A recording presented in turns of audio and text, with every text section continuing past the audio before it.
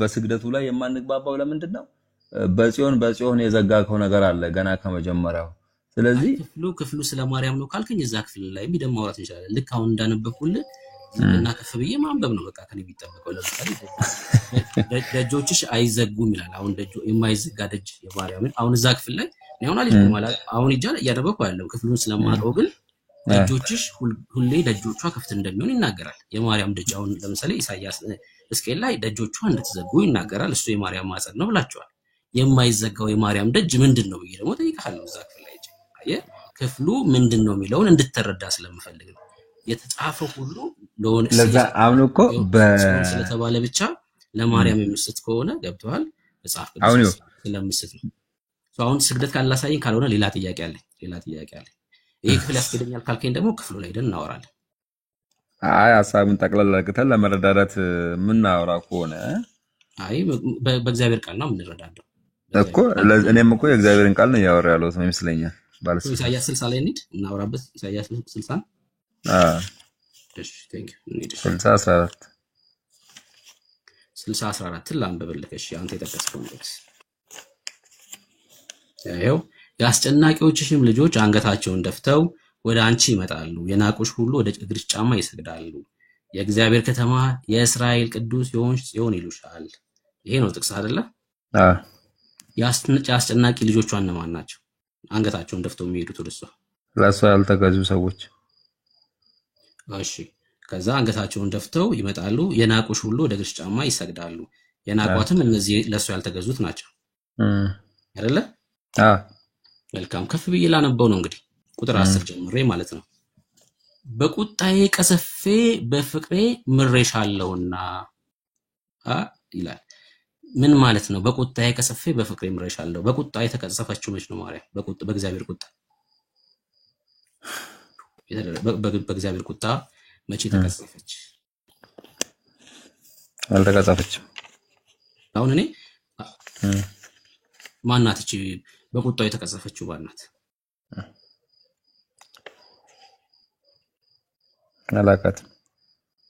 አታውቃትም።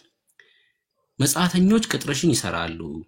ቅጥሯ ምንድነው? የማርያም ቅጥር። እነዚህ መጻተኞች የተባሉት ቢሰሩት ቅጥር እየነገርከኝ እስቲ ምናልከኝ? እየነገርከኝ ያብራራልኝ። እሺ የቱ እንደሆነ አንተ ይነገር። ለማርያም ነው ስላልክ እኔማ ይሁን መጽሐፍ ቅዱስ እንዴት መሰለ ለወደፊቱ የሚጠናው አሁን ቁጥር 14 ላይ ሳይሆን የሚጀምረው ከቁጥር 1 ጀምሮ አንብበው ለሌላ ጊዜ ሐሳቡንም ለመረዳት እንዲያግዝክ። ከቁጥር 1 ጀምሮ ለምሳሌ ብርሃንሽ መጥቷልና የእግዚአብሔር ክብር መጥቶልሻልና ተነሺ አብሪ፣ እነሆ ጨለማ ምድርን ድቅድቅ ጨለማ አሕዛብን ይሸፍናልና ነገር ግን በአንቺ ላይ እግዚአብሔር ይመጣል፣ ክብሩን በአንቺ ላይ ይታያል እያለ ያወራል። እና ስለማን ነው ስለየትኛው ጊዜ ነው ምናምን የሚለውን ለመረዳት ከቁጥር 1 ጀምሮ አንብበው። ገብቷል አይደል? እንደዛ ነው የሚሻለው። አሁን ስለማርያም ስለዚህ ምናወራው የቅዱሳን ፍቅር ስለሆነ እኔ ያንዳንዱ ክፍል አንተ ማብራራት አይጠበቅብኝም ከርዕስ ስለሚያስወጣ። ስግደቱን ልታሳየኝ አልቻልክም። ሌላውን ደግሞ ላሳይክ። ፍቅርህን የምትገልጸው ለማርያም ወደሷ በመጸለይ ነው አይደል? ፍቅርህን የምትገልጸው ሌላ ወደ ማርያም በመጸለይ ነው።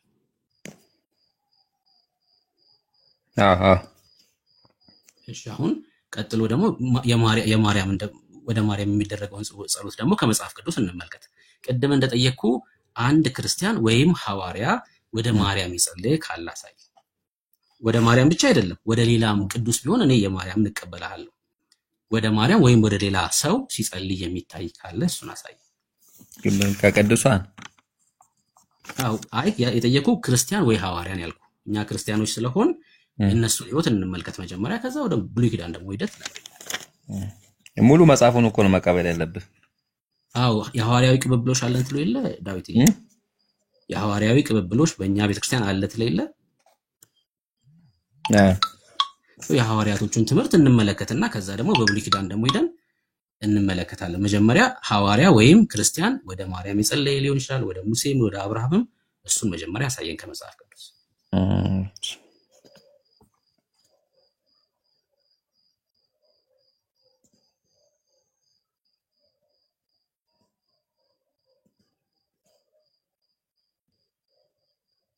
እሺ የለም አትጨነቅ። እሺ ለምሳሌ መጽሐፈ ጦቢት 66 ስለሆነ ጦቢት 66 ላይ ያለ አይመስለኝም።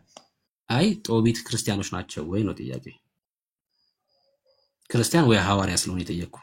መላእክት ናቸው ያው ያ እዛ የመላእክት ላይ ያሉ። ክርስቲያኖች የቅዱሳን ጸሎት የሚያሳርጉ ወደ ከበረ ወደ ገናና ወደ እግዚአብሔር ጌትነትም የሚያገቡ ከከበሩ ሰባቱ አለቆች አንዱ አለቃ እኔን ሩፋኤል ነኝ አላቸው ይላል። ታዲያ እኔ ከጠየቅኩ ጋር ምን ያገናኘዋል? እኔ ወደ ጸሎትም ፍጡር ማሳረግ እንደሚችሉ የነገርኩ ነው። አንተም እሱን የጠየቀኝ ከቅዱሳን ውስጥ። አይ አልጠየቅኩም። ጸሎት ያሳርጋሉ ያሳርጉም ሳይሆን ወደ እነሱ የጸለየ ካለ አሳየኝ ነው ጥያቄ።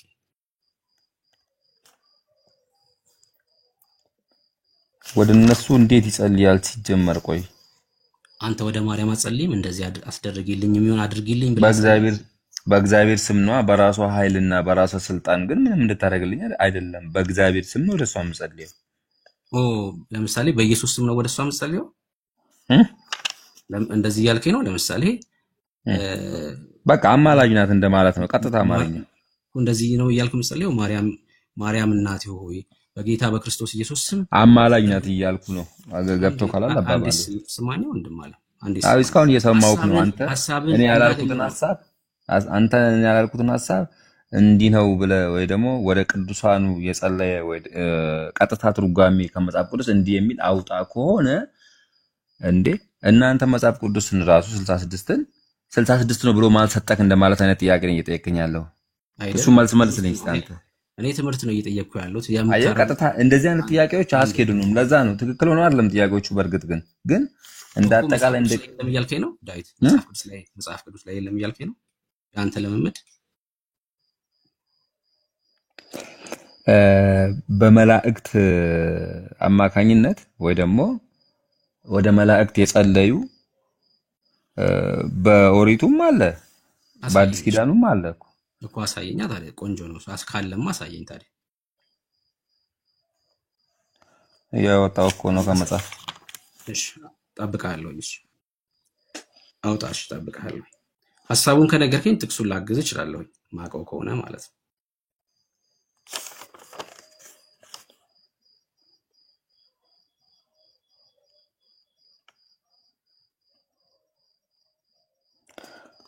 እሺ ዳይሬክት አንተ የአማርኛ እንትናችን ቀጥታ ወደ መላእክት የሚጸልዩ በአሁን ሳለ ጥቅስ አላስኩም።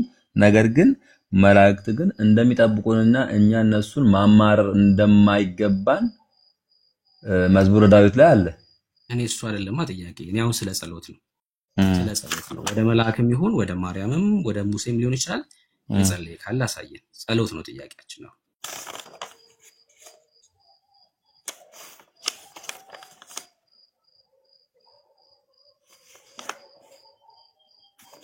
የለም መልካም። ቅድም ዳኒ እህታችንን ማርያም አድርጋለች ብላችሁ ታምናላችሁ። ይሄ እምነታችሁ ደግሞ አንዱ የፍቅር መግለጫችሁ ነው ብሎ ነበርና ያረገች ማርያም አለች? ሶስተኛው ጥያቄ ይሄ ከሌለ ያው ሶስት ከሞላ ያው እንግዲህ ማረጓን የሚያሳይ የመጽሐፍ ቅዱስ ጥቅስ አለ? የመጽሐፍ ቅዱስ ጥቅስ የለም። በቃ ይሄን ነው የምንለው። አሁን እኛ እናንተ ጋር ያለችው ማርያም የጌታ እናት ናት የምትሏት መጽሐፍ ቅዱስ የማያውቃት ናት፣ መጽሐፍ ቅዱስ ያላለላትን ነው የምትሉት ብለን የምንሞግተው ለዚህ ነው። መጽሐፍ ቅዱሳዊ ያልሆነ ትምህርት በማርያም ብቻ ሳይሆን በሁሉም ቅዱሳኖቻችሁ ውስጥ ስላለ ይሄን ለማሳየት ነው። ይሄ ርዕስ ማለት ነው። አሁን ምንድነው የምልህ ወደ እውነተኛዋ ማርያም ወደ ጌታ እናት ዞር ማለት አለብን። መጽሐፍ ቅዱስ ያላላትን አላላትም፣ ያላትን ደግሞ አዎ ብለዋታል ብለህ የምትቀበል። ለምሳሌ ላሳይክ። ለምሳሌ ጌታችን ኢየሱስ ክርስቶስ ጸሎትን አስተምሯል አይደል? እኔ አንድ ጥያቄ ልጠይቅህ። ትጠይቀኛለህ? ጸሎትን መጽሐፍ ቅዱስ ቆይ አይደለም፣ ቅድም እኮ መጀመሪያ መልሱ መልስልኝ ብለን እንጂ መጽሐፍ ቅዱስ ብቻ የሚል አይነት እንትን እኮ እኛው ለምሳሌ የእመቤታችንን ማድረግ ከመጽሐፍ ቅዱስ ውጪ ነው። ትክክል ነህ። ይኸው ነገር ግን ለምሳሌ መላእክት መቼ እንደተፈጠሩ አለ በመጽሐፍ ቅዱስ በ66ቱ መቼ ተፈጠሩ ማለት ቀኑን ነው? አዎ ቀኑን ነው። አዎ ከመጀመሪያው ስነ ፍጥረት ሁሉንም ተርኮ መላእክት መቼ እንደተፈጠሩ በዚህ ጊዜ ፈጠራቸው የሚል አለ እኮ። ስማኝ፣ ይሄው ከመጀመሪያው ቀን እስከ 6ኛው ቀን እግዚአብሔር ፍጥረትን እንደሰራ ይናገራል አይደል? አዎ በቃ እግዚአብሔር በዚህ መካከል መላእክትን ፈጥሯል። አንተ ነው ያልከው እሱ ነው መጽሐፍ ቅዱስ ንገረኝ ነው ያልኩህ። ጥቅስ ንገረኝ ቅድም እንደጠየቀኝ አይነት ጥያቄ እኮ ነው ጥያቄው። ነገርኩህ እኮ ጥቅስ ንገረኝ። ጥቅስ ዘፍጥረት መጽሐፍ ምዕራፍ 1 እሱ ከመጀመሪያው ስነ ፍጥረታትን ነው መላእክትን ብቻ የሚለውን የምፈልገው። መላእክትን ይኸው ፀሐይን ጨረቃን በለተ ፀሐይ ጨረቃን ፈጠረ እያለ ይተርካል። ግን እንደዛ መላእክትን በዚህ ሰዓት ፈጠረ ካልከኝ ዘፍጥረት 1 እና ቁጥሩን ንገረኝ እኮ እየነገርኩህ እኮ የሰማህ ስላልሆነ ነው። እሺ ይሄው የሰማሁህ ነው። እግዚአብሔር ከመጀመሪያው ቀን እስከ ስድስተኛው ቀን ፍጥረታትን እንደፈጠረ ይናገራል።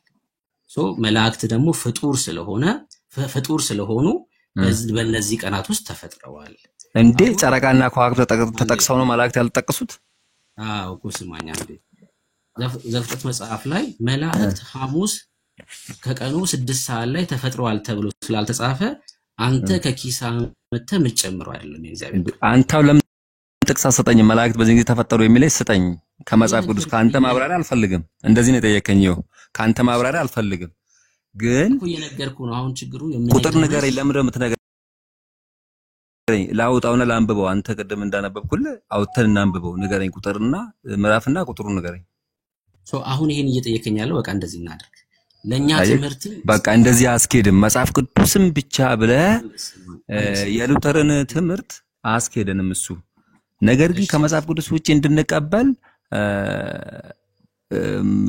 እንትን ማለት ማጥናትና መፈለጋችን ግድ ነው እኮ። እሺ ስማኛ እንዴ ሰምቻለሁ። ተባረክ። አሁንም ወይ ጥቅስ ውስጠኛ መጀመሪያ ወይ እንለፈው በለኝ፣ ወይ እንለፈው በለኝ፣ ወይ ቁጥር ምዕራፍና ቁጥር ስጠኝ። እሺ ሰምቻለሁ። አሁን ስማኝ እያልኩህ እኮ ነው። ካልሰማኝ እንዴት ልንገርህ? እኔ ደግሞ ምዕራፍና ቁጥሩን ካልሰጠኝ አልሰማህማ። አንተም እኮ እንደዛው ነው ያልከኝ ቅድም። ጭቅጭቅ ነው የፈለግከው ማለት ነው። ጭቅጭቅ አይደለም። ምዕራፍ ስጠኝ እኔ ያው ትችላለህ። የኔን ስታነብልኝ ነበርአለው እንደም ቅድም እየሰማኝ ነው እኮ። እሺ ስማኛ፣ ምዕራፍም ልስጥ ቁጥርም ልስጥ። ስማኝ። ስትሰማኝ እኮ ነው የምሰጥ አይደል? እሺ ንገረኝ። በቃ ስማኝ። እሺ እግዚአብሔር ቃል መላእክቶች ለምን እኔ ላውጣው? እኔ ላንብበው እሱን ቅድም ያንተ እኔን አንብበልኛል። እኔ እሱን ላንብበው። አንተ አዝናለሁ። ሚውት አድርጌያለሁ። በቃ ሰው የማዳመጥ አቅም ከሌለ በጣም ከባድ ነው የሚሆነው። እየለመንኩ እኮ ነው እያወራ ያለሁት። በቃ ስማኝ እያልኩ ነው ያለሁት አይደል? የእግዚአብሔር ቃል መላእክት በዚህ ቀን ተፈጠሩ ብሎ እስካልጻፈ ድረስ እኛ ከኪሳችን የምንሞላው አይደለም። አልነገረንም አይደል? በቃ ዝም ነው ምንለው እያልኩ ነው ያለሁት እኮ። እግዚአብሔር ስላልነገረን በሆነ መጽሐፍ ላይ የኛን ሐሳብ መላእክቶች በዚህ ቀን ተፈጥረው ይሆናል ብለን ምን ጨምረው አይደለም የእግዚአብሔር ቃል ላይ። አሁን እኮ አንተ ምንድነው እያደረክ ያለው? የእግዚአብሔር ቃል ላይ የሌለውን ህይወት አድርገህ ነው እየኖርክ ያለው። ልዩነታችን አየክ? እኔ ያልተጻፈውን ዝም የምል ሰው ነኝ፣ የእግዚአብሔርን ቃል ስለማከብር። ይሄው በዚህ ቀን ሐሙስ ቀን 2 ሰዓት ላይ ምናምን ተብሎ አልተጻፈም አይደለ? በቃ አልተጻፈም። እግዚአብሔር ይሄን ያልነገረኝ ለምንድን ነው? በቃ ከኔ ህይወት ጋር ስለማይገናኝ። አየህ፣ እግዚአብሔር ከብሩክ ህይወት ጋር የሚገናኝ ቢሆን ኖሮ በቃሉ ይነግረኝ ነበር። ዝም ብሏል አይደል? ስለዚህ ነገር እግዚአብሔር በቃ እኔም ዝም እላለሁ። ምን አልኩ? ዝም እላለሁ። ቆይ ይህ ነገር ጥያቄ አስነሳም። የጨረቃና የፀሐይ ከዋክብት መፈጠር ተጽፎል የመላእክት አለመጻፉ ለማወቅ እንኳን አትፈልጎም እኮ። ጥያቄ የሚያስነሳው ማን ላይ ነው? እግዚአብሔር ላይ ነው ጥያቄ እያነሳ ያለው አይደለም። ማወቅ ፈልጋለሁ ነው ጥያቄውን። አንተ አሁን እኮ የለም ከሆነ የለም በልና ዳይሬክት መልስልኝ። እኔ እንደመለስኩ የነገርኩህ እኮ ነው። አየህ፣ አልገባህም ሆነ። የእግዚአብሔር ቃል አልነገረንም፣ አልተጻፈም። የእግዚአብሔር ቃል ላይ በዚህ ቀን ተብሎ በ80 አዱ ላይ ግን አለ። እሺ አሁን ደግሞ ልንገርህ፣ ስማኝ። መጽሐፈ ሄኖክ ውስጥ አለ፣ ስነ ፍጥረትን ከፈለክ ማለት ነው። እሺ አሁንም ስማኝ። መጽሐፍ ቅዱስ 80 አዱ ላይ አለ። መጽሐፍ ሄኖክ ላይ ሳይሆን ያለው ጦቢት ላይ አለ። ጦቢት ላይም ሄኖክ ላይም አለ። ሶሪ አንዴ ስማኝ። ኩፋሌ ላይ አለ። ጦቢት ያልኩት በስተት ነው። ኩፋሌ ላይ አለ። ኩፋሌ ግን የኢትዮጵያ ኦርቶዶክስ የተረት መጽሐፏ ነው። ከኢትዮጵያ ኦርቶዶክስ ውጪ ኩፋሌን የሚቀበል ዓለም ላይ የትኛውም ክርስቲያን የለም። በድፍረት ነው የምናገረው እንደዚህ። ዓለም ላይ ኩፋሌ የሚባል መጽሐፍ የለም ከኢትዮጵያ ኦርቶዶክስ ውጪ። ግብጽ ሂድ፣ ካቶሊኮች ጋር ሂድ፣ ግሪክ ሂድ፣ የትኛው ሶሪያ ሂድ፣ ህንድ ሂድ፣ አይደለም ስለኛ አይደለም ስለ ወንጌል አማኞች አይደለም፣ ኦርቶዶክስ የተባሉት በሙሉ ጋር ብዞር ኩፋሌ የሚባል መጽሐፍ የለም ከኢትዮጵያ ኦርቶዶክስ ውጪ። ይሄን አንተ ራሱ መጠየቅ አለብህ። ሌሎች ዓለማት ይሄን መጽሐፍ ሳይቀበሉ የኢትዮጵያ ኦርቶዶክስ ብቻዋን የምትቀበለው ከሌሎች ክርስቲያኖች ተለይታ ምን ስለሆነ ነው ብለህ አንተ መጠየቅ መቻል፣ እንደ ባላይምሮ ሰው ማለት ነው። ባላይምሮ ሰው ኩፋሌ ብቻ አይደለም ሄኖክንም ጭምር የትኛውም ዓለም ላይ ሄደ ፈልጋ አታገኘውም። በቀኖና ደረጃ የተካተተ ማለት ነውና እሺ የሆነ ሰው መጽሐፍ ላይ ጽፎ ስላስቀመጠ የእግዚአብሔር ቃል ነው ማለት አይደለም። ዳዊት እሺ፣ አመሰግናለሁ። አሁን ልተኛ ስለሆነ እግዚአብሔር ይስጥልኝ። እሺ፣ እኔ ደግሞ የመጨረሻ ነገር ልበል። የእግዚአብሔርን ቃል አንብብ። በእውነት የአዲስ ኪዳንን በተለይ አንብብ። እግዚአብሔር የልብህን አይን ያብራል። ተባረክ። ወዳለሁ።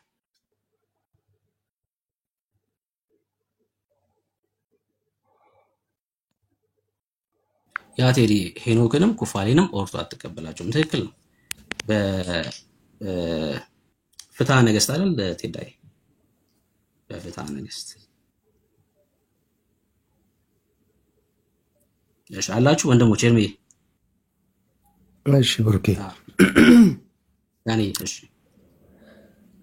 ሀፍቶ ሰላም ነው?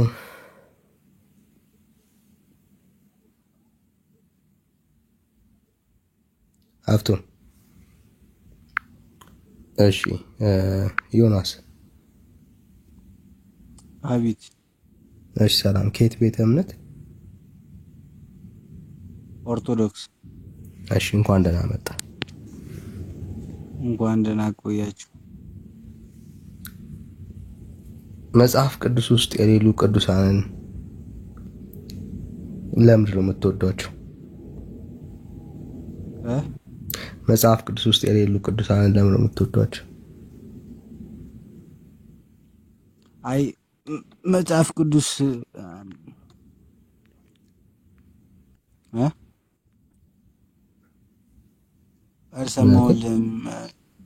አልሰማሁም። ድገምልኝሽ።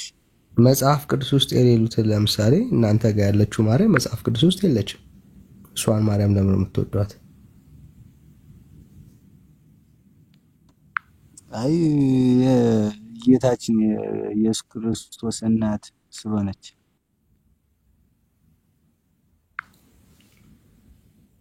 መጽሐፍ ቅዱስ ውስጥ አለች እናንተ ጋር ያለችው ማርያም?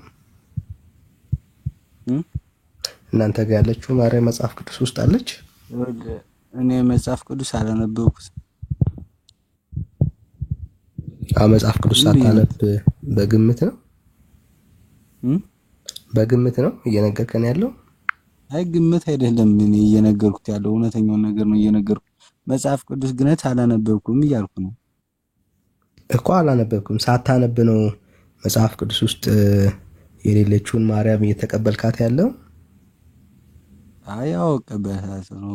ምክንያቱም የኢየሱስ ክርስቶስ እናት አይደለችም እንዴ? አይ ኦርቶዶክስ ጋር ያለችው እሷ ማርያም አይደለች። እሷ ማርያም አይደለች መጽሐፍ ቅዱስ ውስጥ ያለችው ማርያም። እና ማንኛዋ ማርያም ናት? እሺ ንገረኝ። ልዩ ማርያም ናት። ልዩ ማርያም ናት። ልዩ ማርያም የምትባለው ማን ነች? እሺ ለምሳሌ ጸሎት ትጸልያለህ ወደ ማርያም? እና ሙኝንም አልጸልይ ጸልያለሁ። እስቲ መጽሐፍ ቅዱስ ላይ ወደ ማርያም እንድንጸልይ ወደ ጌታችን ወደ መድኃኒታችን ወደ ክርስቶስ ኢየሱስ እናት እንድንጸልይ የሚያስተምር የመጽሐፍ ቅዱስ ጥቅስ እስቲ። እየነገርኩህ እኮ ነው። አልሰማኝም መሰለህ። አሁንም ደግሞ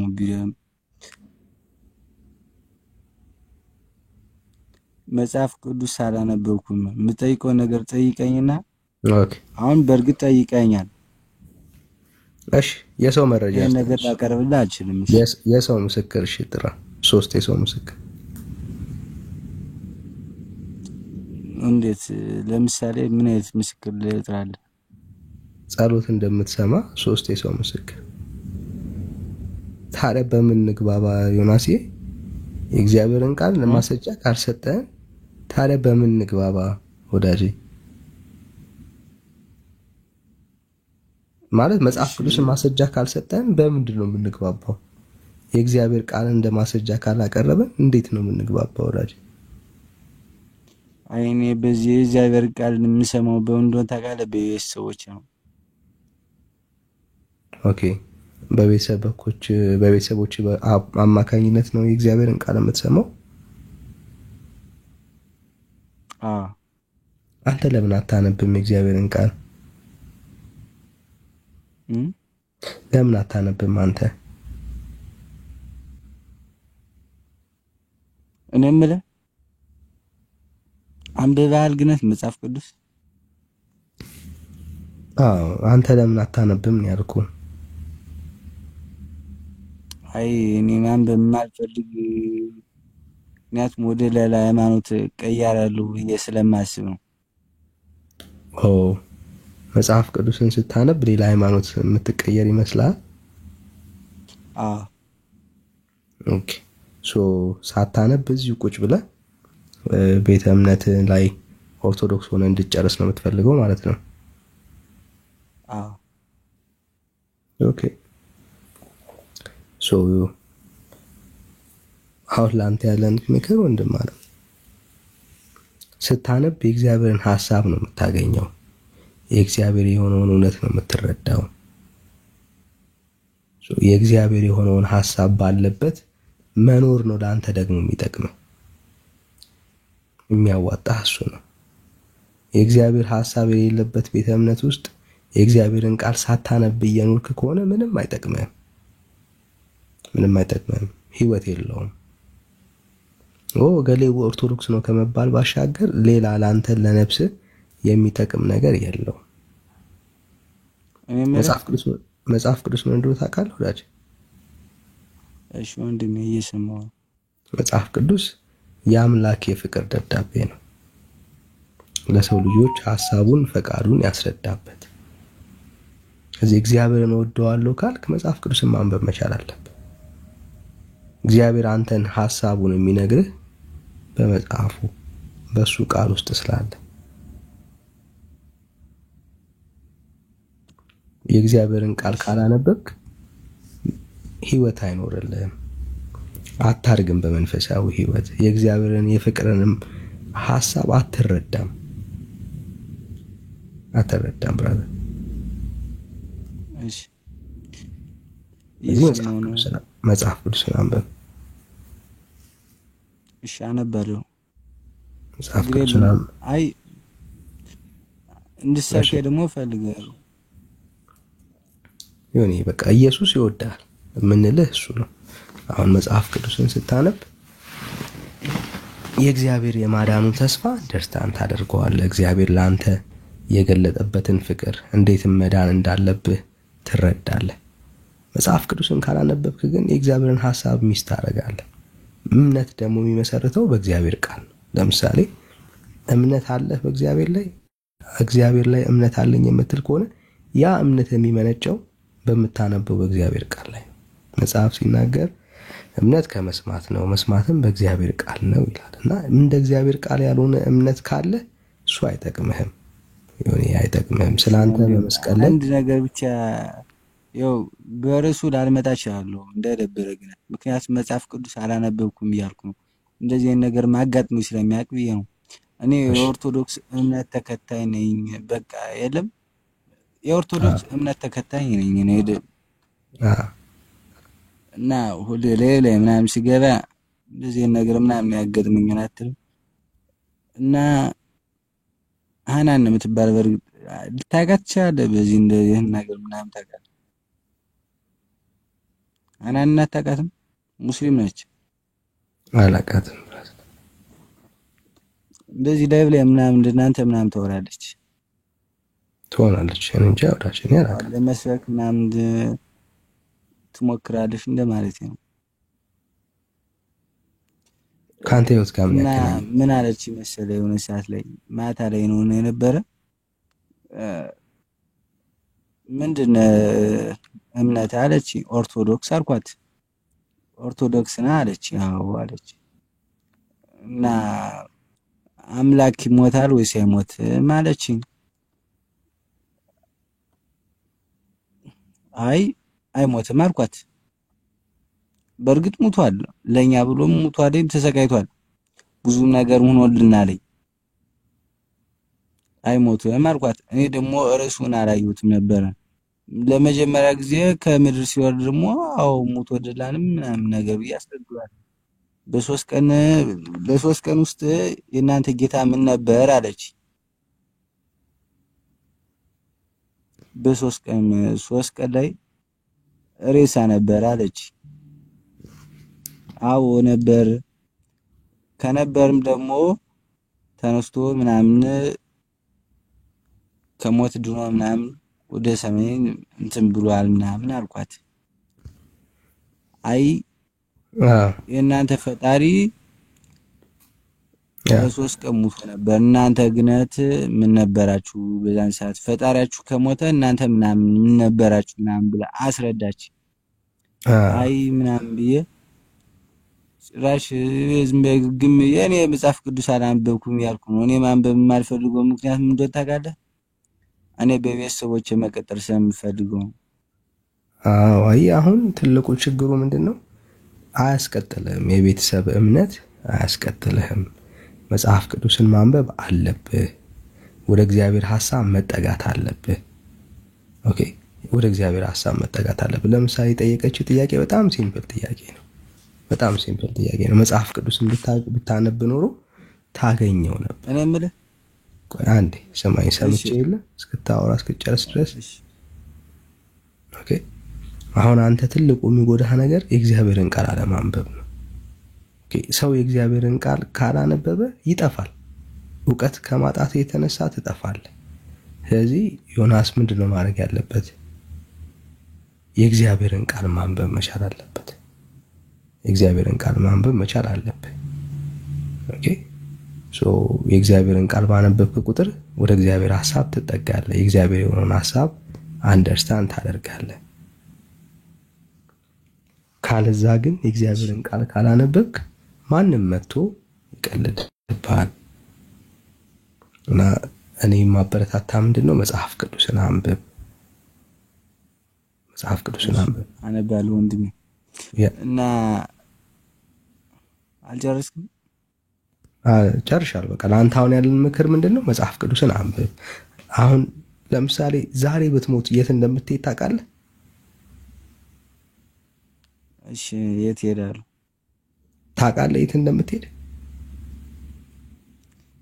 ወደ ፈጣሪ ነው የምሄደው። ፈጣሪ ፊት የሚያቆም የህይወት ንጽህና አለ ብዬ አስባለሁ። ኦኬ፣ እስከ ዛሬ ዋሽተህ አታውቅም? ዋሽተህ አታውቅም እስከ ዛሬ? አውቃለሁ። ከሰው ጋር ተጣልተህ አታውቅም? ኧረ ካልኩስ እንዲሁም ተደባዳቢ ነኝ። በሐሰት መስክረህ አታውቅም ሰው ላይ? ኧረ በጭራሽ እንደዚህ ነገር ማድረግ ያላቅ። የሰው ነገር ተመኝተህ አታውቅም? የሰው ነገር ተመኝተህ አታውቅም?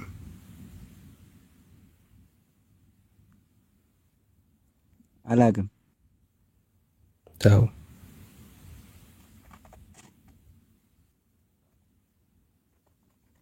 ኃጢአተኛና በደለኛ ለመሆን ህይወትህን ዞር ብለህ ማየት በቂ ነው። ግን አንዱን ሰው ካደረገ በሁሉ እንደበደለ ነው መጽሐፍ ቅዱስ የሚናገር። የእግዚአብሔር ጋር ፈጣሪ ጋር ነው የሚሄደው አልክ። ልክ ነው። ሁላችንም በእግዚአብሔር ፊት እንቀርባለን። ግን በእግዚአብሔር ፊት ስንቀርብ ይዘነው የምንቀርበው ህይወታችን እንደ ሰው ስንመላለስ ኃጢአትና በደል አለብን።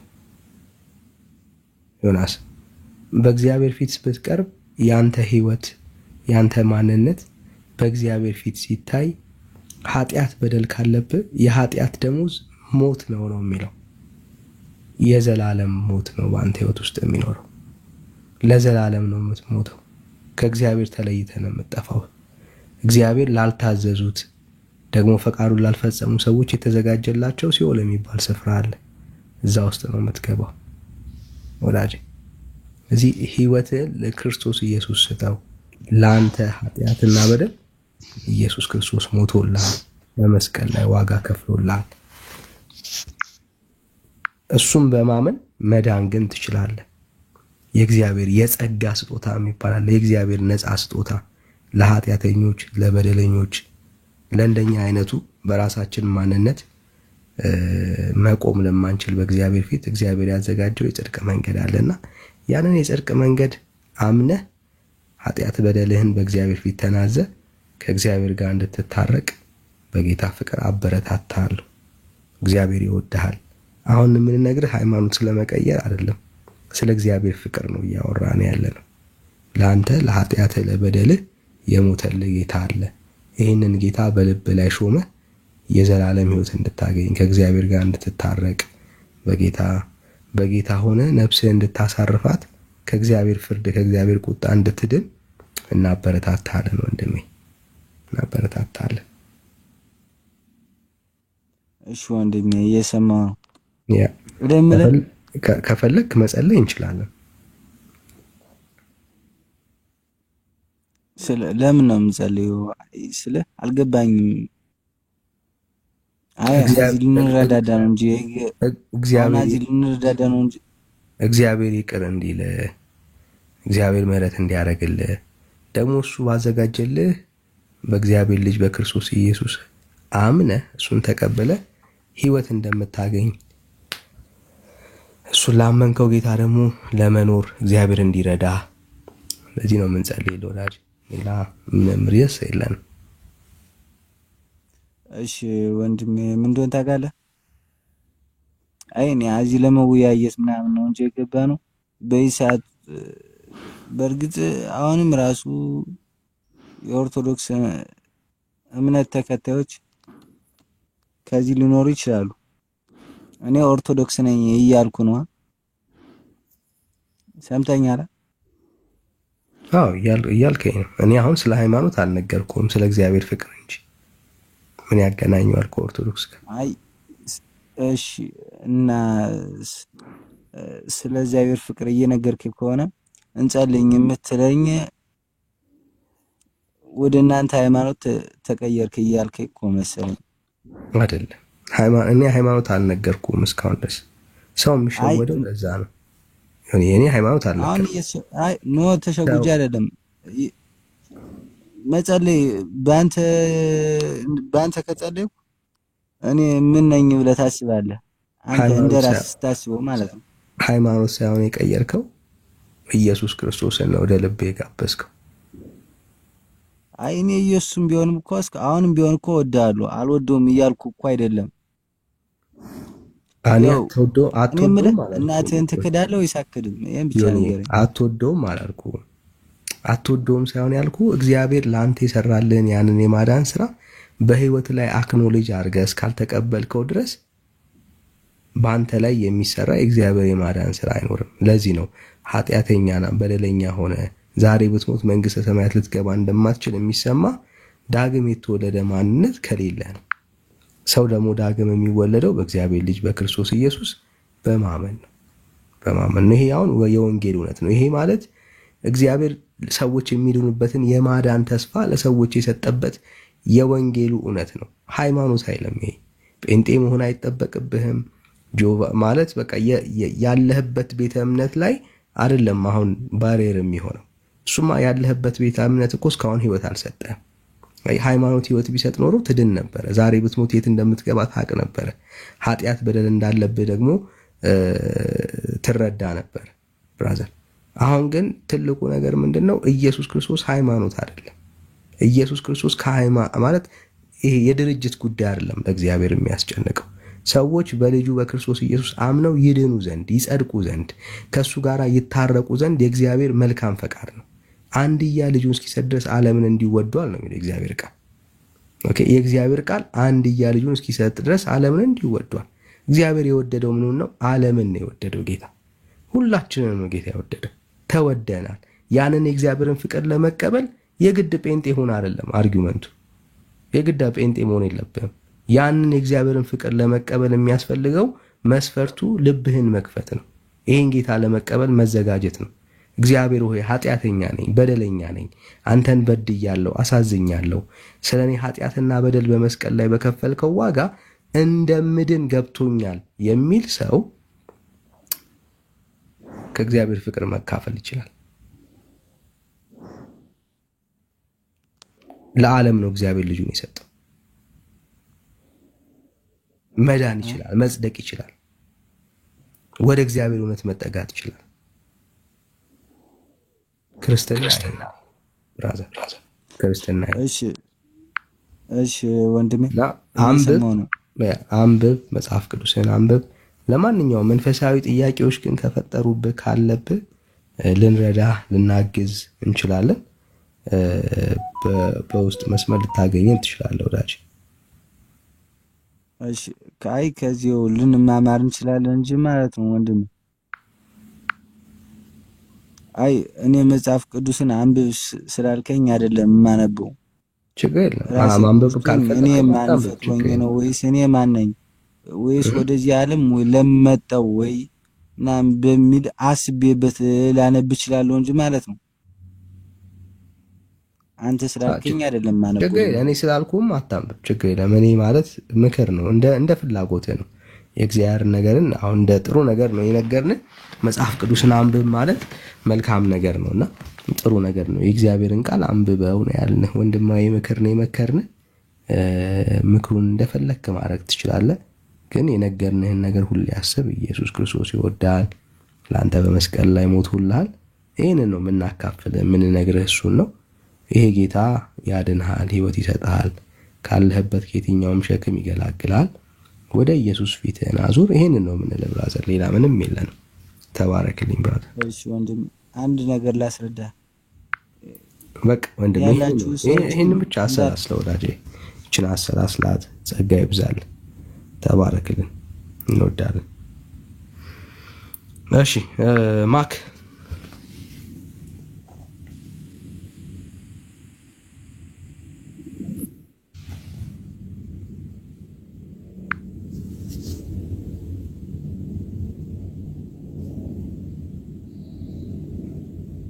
እሺ ኦርቶዶክሳዊ ሌላ ኦርቶዶክሳዊ ነው ነው ሌላ ኦርቶዶክሳዊ ካለስ የአንድ ቁጥር ጻፉልን።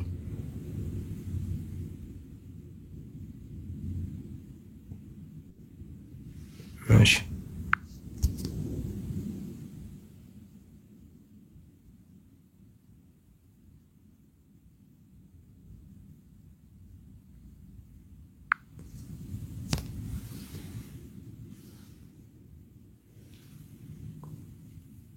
እሺ ኒው ላይፍ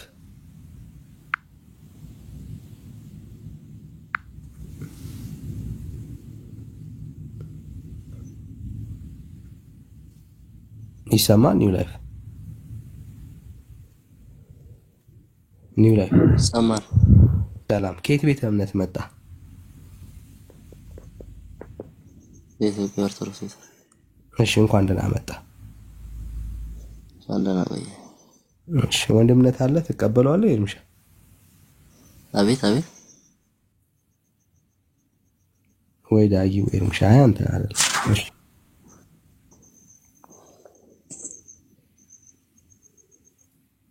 እሺ ቅዱሳንን ትወዳቸዋለህ? አዎ። ማርያምን ትወዳታለህ? ማለት ጥያቄ ነው እንደማልወዳት እንጃ። እሱን እንድትነግረኝ ነው። እኔ አላቅም ምክንያቱም። ስለዚህ ማርያምን ትወዳታለህ? መጽሐፍ ቅዱስ ውስጥ ያለችውን ማርያም ቅድስት አይደለች? ኦኬ ጥሩ። መጽሐፍ ቅዱስ ላይ ያለችውን ማርያምን ትወዳታለህ? መጽሐፍ ቅዱስ ላይ ሌለች አለች? አዎ አለች። እናንተ ቤተ እምነት ውስጥ ያለች እናንተ ቤተ እምነት ውስጥ ያለችው። እሺ ምን ላይ ነው ያለችው? እሷ እንጃ። እሷን ታሳየናለህ። መጽሐፍ ቅዱስ ውስጥ የለችም። እንደሱ አይነት አሁን ኦርቶዶክስ ውስጥ ያለችው ማርያም መጽሐፍ ቅዱስ ውስጥ የለችም። የት ነው ያለችው ታዲያ? ኦርቶዶክስ ውስጥ። ኦርቶዶክስ ነው ያለችው አንተ ልብ ውስጥ፣ ሌሎች ኢትዮጵያውያን ልብ ውስጥ። ኦኬ እኛ ልብ ውስጥ ነው ያለችው ማለት ነው ማርያም። የእግዚአብሔር ቃል ውስጥ ግን የለችም። እሺ የእናንተስ ማርያም? ያ ስለአንተ ነው እያወራን ያለው ወዳጅ። የኛ መጽሐፍ ቅዱስ ውስጥ ያለችው ማርያምን ነው እኛ የምንከተለው። ለምሳሌ ላሳየ። ወደ ማርያም ትጸልያለህ? ጸሎት አቅርበህ ታውቃለህ? ወደ ማርያም ምን አልከኝ? ወደ ማርያም ጸልየህ ታውቃለህ? ምን ብዬ ጸሎት ምን ብለህ እንደጸለይክ አላውቅም፣ ግን ጸልየህ ታውቃለህ ወይ ነው ያልኩህ። ኮምን አይጸሎት ምን ብዬ ምን ብለህ ጸልየህ ምን ብዬ ነው ጸልየህ የማውቀው? የፈለከውን ጸሎት ምን ብዬ ነው የምጠይቀው ነው እኮ ምን አይነት የፈለኩትን ጸሎት የፈለከውን ጸሎት እኮ አልኩ። ምን ብዬ ነው የምጠይቀው? ጸልይ ታውቃለህ ወይ ነው? ምን ብለህ ጸልይ ካላልኩ ወዳጅ ጥያቄ እየሰማህ እንጂ እያደመጥክ። ኦኬ ገባኝ እኮ ግን ምን ብለህ ጸልይ ታውቃለህ ነው ጥያቄ አልገባኝም። አይደለም እንደሱ አይደለም ግን ጸልይ ታውቃለህ ወይ ነው ያልኩ። ጥያቄ አልገባኝም እኮ ለዛ ነው። ጸልይ ታውቃለህ ወይ ወደ ማርያም? ምን ብለህ ጸልይ ታውቃለህ ነው ወይ ጸልይ ታውቃለህ? ጸልይ ታውቃለህ ወደ ማርያም ጸሎት አቅርበህ ታውቃለህ? ምን አይነት ጸሎት? ማንኛውም ጸሎት የሚባለውን ጉዳይ አቅርበህ ታውቃለህ? ጸሎት ምንድነው? ደክሞ ነው ወላጅ አራዘከኝ ጸሎት ምንድነው? ወዳጅ ጸሎት ምንድነው? አታውቀውም ምን እንደሆነ ጸሎት? በቃ ስታውቀው ሌላ ጊዜ ለመወያየት ሬዲ ትሆናለህ። አሁን ጸሎትን ካላወቅ ቁጭ ብለህ ከስር ታፕ ሼር አድርግ። በቃ ለምን አትስተምረኝ? ጸሎት ስታውቅ ትመጣለህ ወዳጄ። እስከዛ ተማር። በቃ ከስር ቁጭ ብለህ የሚያውቁትን ለማስተማር አለ እዚህ የተቀመጣችሁት። የሚማር ሰው ከታች ነው የሚሆነው። ከታች ቁጭ ብሎ ነው የሚማረው። ወዳጄ። እሺ አንዱ አለም ተደብቀሃል። እንዴት አመሻችሁ? እግዚአብሔር ይመስገን። አሜን። ከየት ቤተ እምነት? ኦርቶዶክስ ተዋህዶ። ከኦርቶዶክስ ተዋህዶ። እንኳን ደህና መጣ። እንኳን ደህና ቆያችሁ። እሺ ብሩክ ያለ ተቀበሏል?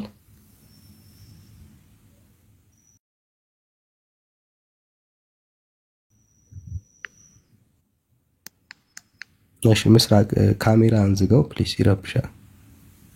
ካሜራ ነው ምስክር ከሚያስወርዱ ሞዴሬተሮች ካሜራ ነው ፋርግ። እሺ ቴንክ ዩ።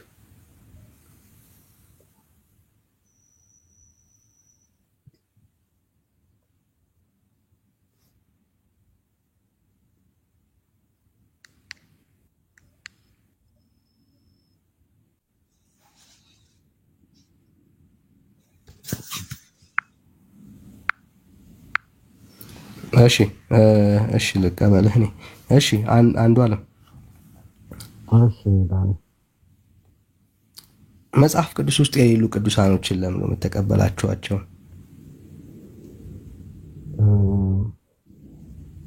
የሐዋርያት ጉዞ ድምጽህ ግን ታፍኗል። አይሰማም? ድምጽህ ታፍኗል። አይሰማም? ድምጽህ ታፍኗል።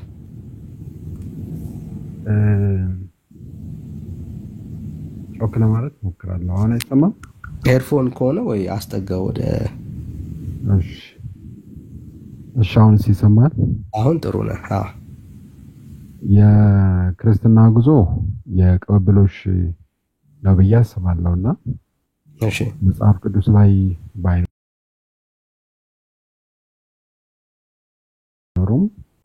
ስለዚህ መጽሐፍ ቅዱስ ላይም ባይጠቀሱም የቅዱሳን ሕይወት የሚያሳዩ ብዙ መጽሐፍቶች አሉና እነሱም በቅዱሳን ስም እቀበላቸዋለሁ። ኦኬ ለምሳሌ ስለ ማርያም መጽሐፍ ቅዱስ ውስጥ የሌለችውን ማርያም ለምንድን ነው የምትከተላት? ለምንድን ነው የምትወዳት? የትኛውን ማርያም? መጽሐፍ ቅዱስ ውስጥ የሌለችውን መጽሐፍ ቅዱስ ውስጥ የሌለችውን እናንተ ቤት ያለችውን የጌታ እናት ናት የምትሏትን ማርያም እመቤታችን ቅድስት ድንግል ማርያምን ከሆነ በመጽሐፍ ቅዱስ ያለች እናታችን ብለን ነው የምንጠራት። ዓለም ሁሉ በጽድቅ የሚላት ማለት ነው። የጌታን እናትማ እንወዳታለን፣ እናከብራታለን። ለኔም እናቴ ናት፣ በድፍረት መናገር እችላለሁ። ግን እናንተ ጋር ያለችው ማርያም መጽሐፍ ቅዱስ ውስጥ የሌለች ማርያም ናት፣ የጌታ እናት ያልሆነች ማለት ነው። አይ ተሳስተሃል። ማስረጃ ላቅርባ ከተሳሳትኩ። ይቻላል። ኦኬ እሺ።